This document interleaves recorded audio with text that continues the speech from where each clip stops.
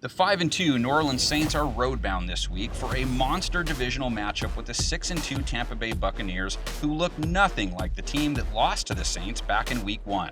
Brady throwing for Evans in his neighborhood. Got it! Tom Brady's night against the Giants fell right in line with how he's been playing since Week 1. He's had a passer rating over 100 in 5 of his last 6 games, 17 TD passes, and 1 pick in that span. Tipped and Gronk still catches it! Brady really doesn't lock in on any one given receiver either. Jadon Mickens, his top target last week against the Giants. Brady has all sorts of time, throws on the run. And this week, of course, he will also have Antonio Brown as an option, and maybe Chris Godwin, depending on how his finger heals.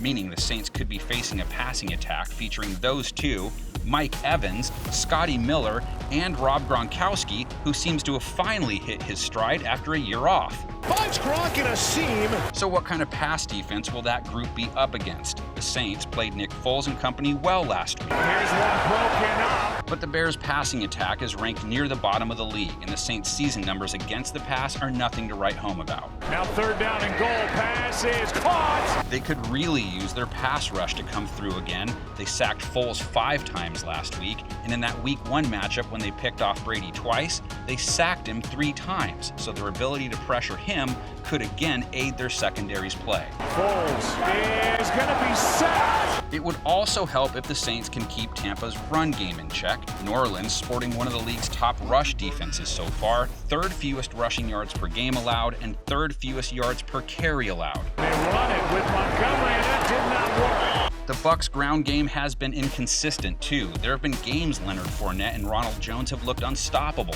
Here's Leonard Fournette, 1st down and then some. But then you look at the last 2 weeks, Tampa not even mustering 100 total rush yards in either game. Fournette is swung back around. Running the ball wouldn't seem to be the route the Saints want to rely on too much either. As good as they've been at stopping ball carriers, they still aren't as good as Tampa has been. Here's Alfred Morris on 2nd down and 1. Not sure he got there. The Buccaneers, even without Vita Vea, are still ranked number 1 against the rush. Going to be a loss of a couple. So lucky for the Saints, they only tend to sprinkle the run in when they have the ball. Though, of course, the guy they sprinkle in is one of the most dangerous backs you can hand the ball to. Kamara gets a 1st down and more. Alvin Kamara's role isn't your traditional workhorse back, but he's still made the most of his carries this year. And Alvin Kamara shows his wheels and takes it out of bounds. He, of course, is still a 3-down back, but he's still just as likely to get his touches through the air.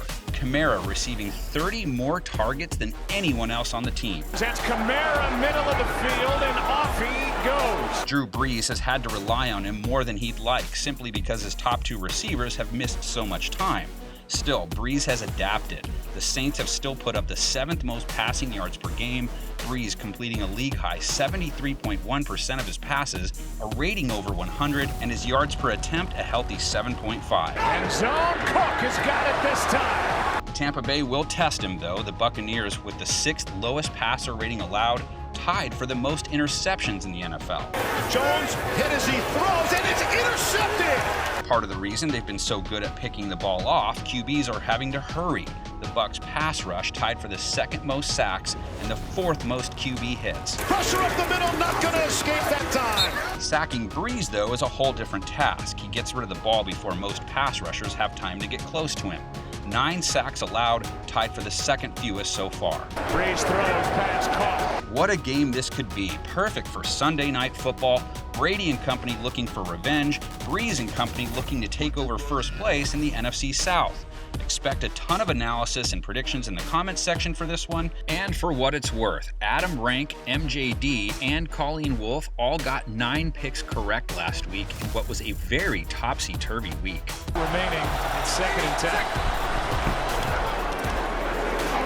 And Zone Cook has got it this time. Over yet in the backfield, but he's been back. 1st and 20. Brady puts some air underneath it, and it is caught. Tyler Johnson